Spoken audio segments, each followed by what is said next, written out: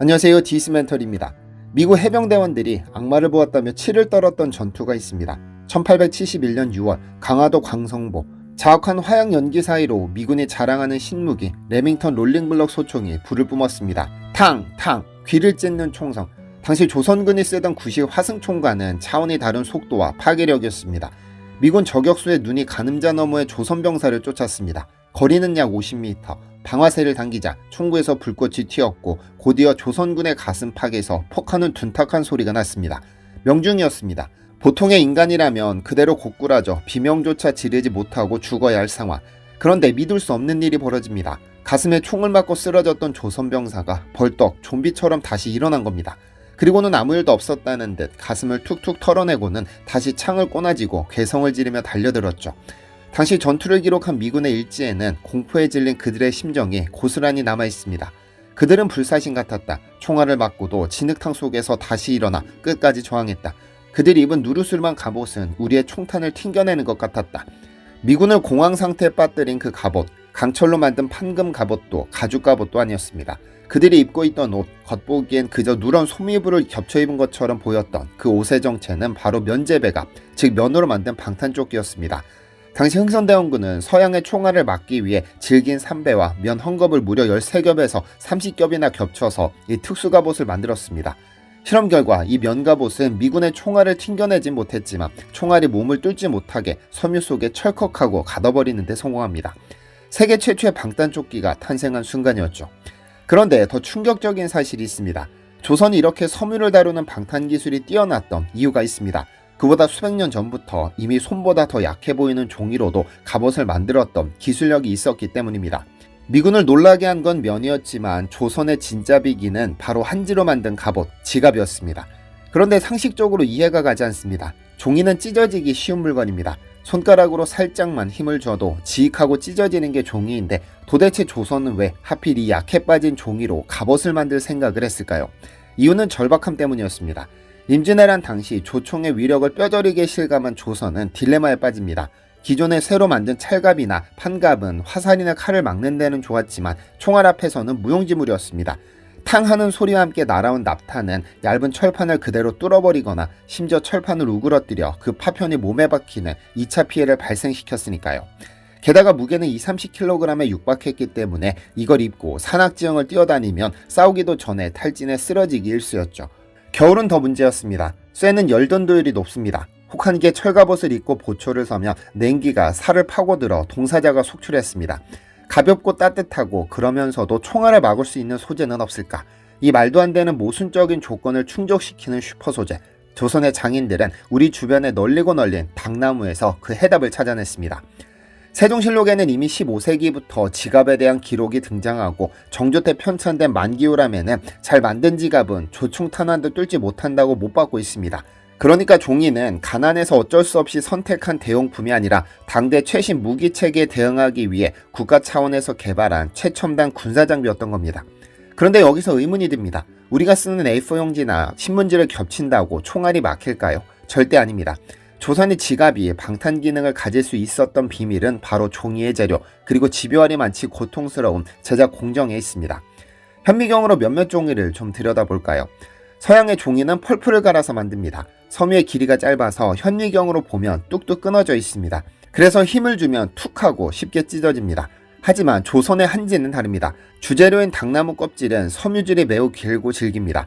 이걸 현미경으로 보면 마치 엉켜있는 실타래나 거미줄처럼 보입니다. 서로 질깃질깃하게 엉켜있어서 잡아당겨도 쉽게 끊어지지 않습니다. 하지만 단순히 한지를 겹친다고 갑옷이 되지는 않습니다. 여기서 조선만의 독보적인 기술, 도침이 등장합니다. 쉽게 말해 두드림입니다. 현지 장인들은 종이 한 장 한 장 사이에 물과 풀을 바르고 겹쳐놓습니다. 보통 갑옷 하나를 만드는데 적게는 10겹, 많게는 30겹까지 깁칩니다. 그리고는 건장한 장정들이 굵은 몽둥이를 들고 밤새도록 공방이 울리도록 종이를 두들겨 댑니다. 단순히 평평하게 펴는 게 아닙니다. 수천 번, 수만 번을 내리치면 종이 사이에 있던 미세한 공기층이 퓨욱하고 빠져나갑니다. 그리고 헐거웠던 당나무 섬유질들이 지지겨지면서 서로 빈틈없이 꽉 맞물리게 되죠. 이 과정에서 땀을 뻘뻘 흘리는 장인들의 팔뚝은 터질 듯이 부풀어 오르고 종이는 점점 물성이 변해갑니다. 처음에 팔랑거리는 종이었지만 수천 번의 매질을 견뎌낸 한지는 마치 무두질한 가죽이나 딱딱한 하드보디처럼 짱짱하고 질긴 상태로 다시 태어납니다. 여기에 마무리로 오칠을 더했습니다. 겹겹이 압축된 종이 위에 천연 방수제인 오칠 여러 번 덧바르며 물에 젖으면 풀어지는 종이의 약점이 완벽하게 사라집니다. 비가 와도 끄떡없고 시간이 지나도 썩지 않으며 강도는 나무 방망이처럼 단단해지죠. 이렇게 완성된 지갑의 겉면에 육각형의 거북 등껍질 문양을 박음질하거나 쇠로 된 징을 박아 내구성을 더 높였습니다. 겉보기엔 그저 누런 무명천을 누빔질한 소모처럼 보였을 겁니다. 미군들이 저런 넉마를 입고 전쟁터에 나오다니라며 비웃었을 만도 합니다. 하지만 그 옷은 단순한 섬유덩어리가 아니었습니다. 현대 재료공학적 관점에서 봐도 완벽한 복합 소재 갑옷이었던 겁니다.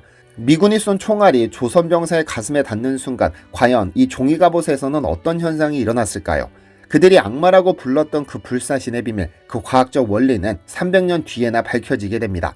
놀랍게도 그것은 현대 미군의 생명을 지키는 최첨단 소재와 정확히 일치했으니까요. 과연 종이가 살상무기를 막아낼 수 있을까요? 과거 KBS 스펀지 등 여러 매체에서 진행한 실험 결과를 종합해보면 충격적입니다. 고증을 통해 복원한 30겹 한지 갑옷을 두고 실제 방어력 테스트를 진행했었죠. 먼저 국궁입니다. 조선의 각궁은 숙련된 사수가 쏘면 얇은 철판도 뚫어버리는 관통력을 자랑합니다. 실험맨이 시위를 놓자 퓨욱하는 파열음과 함께 화살이 날아갑니다. 둔탁한 소리와 함께 화살이 지갑에 꽂혔죠. 겉보기엔 깊이 박힌 것 같습니다. 하지만 갑옷의 뒷면을 확인한 연구원들의 눈이 휘둥그레집니다. 뒷면은 멀쩡했습니다. 화살촉은 갑옷을 뚫고 나간 게 아니라 겹겹이 쌓인 종이 섬유에 엉켜 중간에 픽하고 멈춰버린 것입니다. 만약 새로 된 갑옷이었다면 챙하고 튕겨나가거나 구멍이 뻥 뚫렸을 겁니다. 하지만 지갑은 화살을 마치 늪처럼 쭉 빨아들여 잡아먹어버렸습니다. 다음은 조총입니다. 1871년 미군을 경악시켰던 바로 그 상황을 재현해봅니다. 화약 냄새가 진동하고 탕하는 폭음과 함께 납탄이 발사됩니다. 눈 깜짝할 새에 총알이 지갑을 강타합니다. 먼지 구름이 걷히고 갑옷을 해체해봅니다. 그리고 그 속에서 발견된 총알의 모습은 충격 그 자체였습니다. 동그랗던 납탄이 마치 껌처럼 납작하게 찌그러진 채 종이층 사이에 꽉 끼어 있었던 겁니다. 뚫린 게 아니라 종이들이 총알을 온몸으로 감싸 안아버린 겁니다. 여기서 밝혀진 사실은 충격적입니다. 이것은 21세기 최첨단 방탄복 소재인 케블라의 메커니즘과 100% 똑같으니까요. 총알은 회전하면서 물체를 뚫고 들어오려는 성질이 있습니다. 딱딱한 철판은 이 힘과 정면으로 충돌하죠. 그래서 깨지거나 뚫립니다.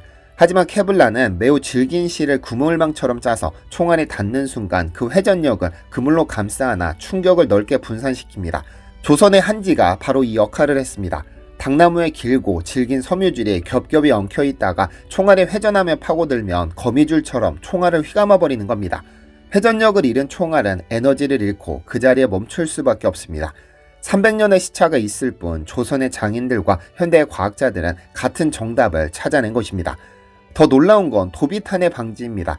철갑옷을 입고 있다가 총을 맞으면 총알이 튕겨나가 옆에 있는 전우가 맞아 죽거나 쪼개진 갑옷 파편이 몸에 박히는 2차 피해가 발생합니다. 하지만 지갑은 총알을 꿀꺽 삼켜버리기 때문에 파편이 튀지 않습니다. 미 해병대가 조선군을 보고 죽지 않는 좀비 같다며 공포에 떨었던 이유가 바로 이 때문이었습니다. 한지의 위대함은 전쟁터에서만 빛난 게 아닙니다. 시대를 뛰어넘어 예술의 성지 프랑스 파리로 가보겠습니다. 루브르 박물관에는 합스부르크 왕가의 보물인 막시밀리안 2세의 책상이 있습니다. 세월의 무게를 이기지 못해 훼손된 이 보물을 복원하기 위해 전 세계의 종이들이 후보에 올랐습니다. 원래 이 바닥의 지배자는 일본의 화지였습니다. 일본 정부의 막대한 자본과 마케팅 덕분에 문화재 복원용 종이는 당연히 일본산이라는 인식이 지배적이었죠. 하지만 2017년 루브르 박물관은 이례적인 결정을 내립니다. 일본의 화지를 걷어내고 대한민국의 전주 한지를 최종 복원용지로 채택한 겁니다. 이유는 바로 내구성이었습니다. 루브르 측의 가혹한 테스트를 모두 거친 결과 일본 화지는 얇고 매끄러워 보이지만 산성도가 높아 시간이 지나면 누렇게 변색되고 결국엔 낙엽처럼 바스락거리며 부서져 내렸습니다. 반면 한지는 달랐습니다. 지천년 견호백이라는 옛말이 허풍이 아니었습니다. 한지는 pH7에 가까운 중성지라 산화되지 않았고 당나무 특유의 질긴 성질 덕분에 찢어지지 않고 짱짱하게 원형을 유지했습니다. 세계에서 가장 오래된 목판인 샘물 무구정광 대다라니 경이 1200년 동안 썩지 않고 땅속에서 버틴 건 우연이 아닙니다. 루브르의 보건 전문가는 한지를 만져보고 이것은 종이가 아니라 마치 질긴 피부와 같다. 이토록 완벽하게 숨쉬는 소재는 본 적이 없다며 감탄했다고 하죠. 일본이 아무리 돈을 써서 로비를 해도 결국 수백 년을 버텨야 하는 진짜 기술력 앞에서는 고개를 숙일 수밖에 없었던 것입니다. 우리는 흔히 강함이라고 하면 차갑고 딱딱한 쇠나 콘크리트를 떠올립니다. 하지만 우리 조상들은 알았습니다. 가장 부드럽고 약해 보이는 종이도 서로 뭉치고 두들겨 맞으며 단련되면 그 어떤 쇠보다 강력한 방패가 될 수 있다는 사실을 말입니다. 이것은 외윤의 강, 겉으로 부드러워 보이지만 속은 누구보다 단단하고 끈질긴 조선의 선비정신, 그리고 숱한 침략 속에서도 끈질기게 살아남은 우리 민족의 DNA와도 닮아 있습니다. 총알이 빗발치는 전장에서 종이옷 한 벌의 의지에 나라를 지켰던 이름 모를 병사들, 그리고 천년을 버티는 종이를 만들기 위해 밤새도록 다듬이질을 멈추지 않았던 장인들, 그들의 피땀 어린 노력이 있었기에 오늘날 대한민국이 전 세계가 주목하는 첨단 소재 강국으로 우뚝 설 수 있었던 것은 아닐까요? 이상 팩트로 기술을 읽는 디시멘터리였습니다. 시청해주셔서 감사합니다. 디시멘터리에서는 여러분의 제보를 기다립니다. 제 채널에서 다뤘으면 하는 뉴스 또는 널리 알려졌으면 하는 영상은 디시멘터리 네이버.com으로 제보해주시면 소중히 제작하겠습니다.